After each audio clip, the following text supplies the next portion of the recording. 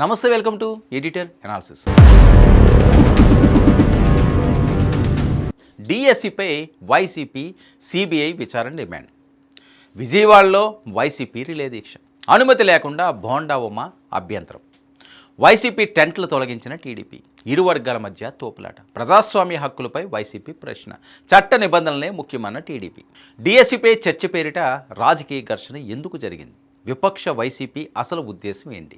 విజయవాడలో జరిగిన ఈ ఘటన ఆంధ్రప్రదేశ్ రాజకీయాలకు ఎలాంటి సంకేతాలు ఇస్తుంది?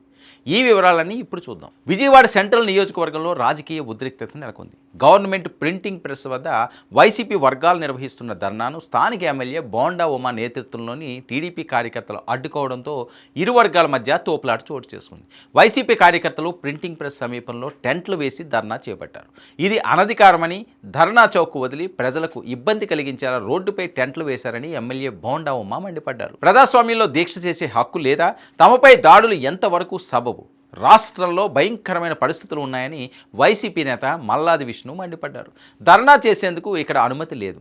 రోడ్డుపై టెంట్లు వేసి ధర్నాలు ఏంటని ప్రశ్నించారు ఎమ్మెల్యే బోండా ఉమ. ఇక ముఖ్యమంత్రి చంద్రబాబుపై, మంత్రి లోకేష్పై అనవసర విమర్శలు చేస్తూ ఊరుకునేది లేదని హెచ్చరించారు కూడా. టీడీపీ కార్యకర్తలు వైసీపీ టెంట్లు తొలగించడంతో ఇరు వర్గాల మధ్య తోపులాట జరిగి ఉద్రిక్తత నెలకొంది. ఇక బెజవాడ సెంట్రల్తో సహా యాడికి, పొన్నూరులోనూ వైసీపీ ధర్నా చేస్తున్న టెంట్లు తొలగించారు. ఇరు వర్గాలు కుర్చీలు, టమాటాలు, కోడిగుడ్లు విసురుకున్నారు. రంగంలోకి దిగిన పోలీసులు ఇరు వర్గాల్ని అదుపులోకి తీసుకున్నారు.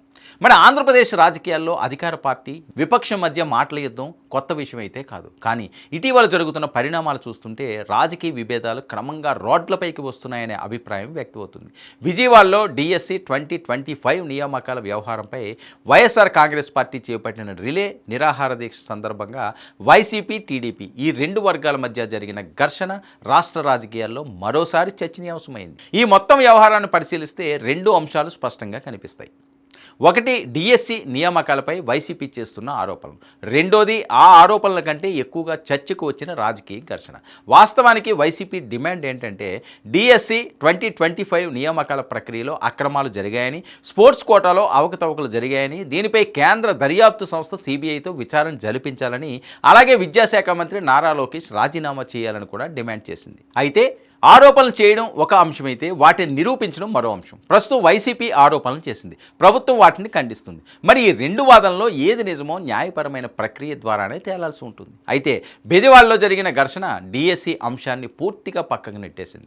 చర్చ అంతా టెంట్లు, తోపులాట, కుర్చీలు, టమాటాలు, కోడిగుడ్లు విరుచుకోవడం. మరి పోలీసుల జోక్యం చుట్టూనే తిరిగింది. దీంతో అసలు సమస్య ఏమిటనే విషయం పక్కకు వెళ్ళిపోయింది. అనుమతి లేకుండా రోడ్డుపై టెంట్ వేసి ధర్నా నిర్వహించారని, ప్రజలకు ఇబ్బంది కలిగించారని టీడీపీ నాయకులు ఆరోపిస్తున్నారు. మరోవైపు వైసీపీ మాత్రం ఇది ప్రజాస్వామ్య హక్కుని ప్రభుత్వం, పోలీసులను ఉపయోగించి తమ గొంతు నొక్కుతున్నారని చెబుతుంది. ఇదే సమయంలో వైసీపీ పాత్రపైన ప్రశ్నలు వస్తున్నాయి. ఒకవేళ అనుమతి లేకుండా కార్యక్రమం నిర్వహించి ఉంటే అది కూడా వివాదానికి కారణమవుతుంది. ప్రజాస్వామ్య హక్కులు వినియోగించుకోవడంలో చట్టపరమైన విధానాలు పాటించడం అవసరమే. లేకపోతే ప్రతి నిరసన చివరకు శాంతి భద్రతల సమస్యగా మారే ప్రమాదము ఉంటుంది. అనుమతి తీసుకోకుండా వేల మందితో ఇష్టం వచ్చినట్లు నిరసనల పేరిట జనజీవనానికి ఇబ్బందులు కలిగిస్తే కఠిన శిక్షలు తప్పవు. ఈ ఘటనతో మరో ముఖ్యమైన అంశం రాజకీయ సందేశం. అధికారంలో ఉన్న పార్టీకి పరిపాలనతో పాటు శాంతి భద్రతల బాధ్యత కూడా ఉంటుంది. ప్రతిపక్షం నిరసన తెలుపుతున్నప్పుడు ప్రభుత్వం ఎంత సంయమనంతో వ్యవహరిస్తుందనేది ప్రజలు గమనిస్తారు. అదే సమయంలో ప్రతిపక్షం కూడా నిరసన పేరుతో ఉద్రిక్తతలు సృష్టించకుండా వ్యవహరించాల్సిన బాధ్యత ఉంటుంది.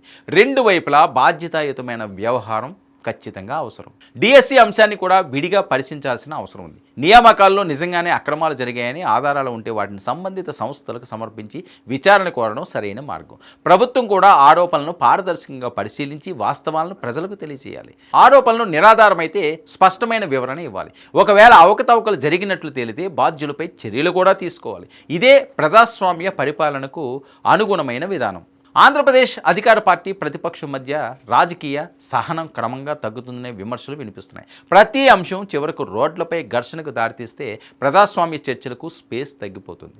శాసనసభ, మీడియా సమావేశాలు, న్యాయస్థానాలు, అధికారిక విచారణల వంటి ప్రజాస్వామ్య వేదికల కంటే వీధి రాజకీయాలే ప్రధానంగా మారితే ప్రజలకు అందే సందేశం కూడా ప్రతికూలంగా ఉంటుంది. మొత్తానికి బెజవాడలో జరిగిన ఈ ఘటన ఆంధ్రప్రదేశ్ రాజకీయాల్లో పెరుగుతున్న రాజకీయ ఉద్రిక్తతలకు అద్దం పట్టిన సంఘటనగా కూడా చూడొచ్చు. చూద్దాం మరి ఇంకా ఎలాంటి అంశాలు అధికార ప్రతిపక్షాల మధ్య రగులుతాయన్నది. ఇది ఈనాటి ఎడిటోరియల్ అనాలిసిస్. న్యూస్.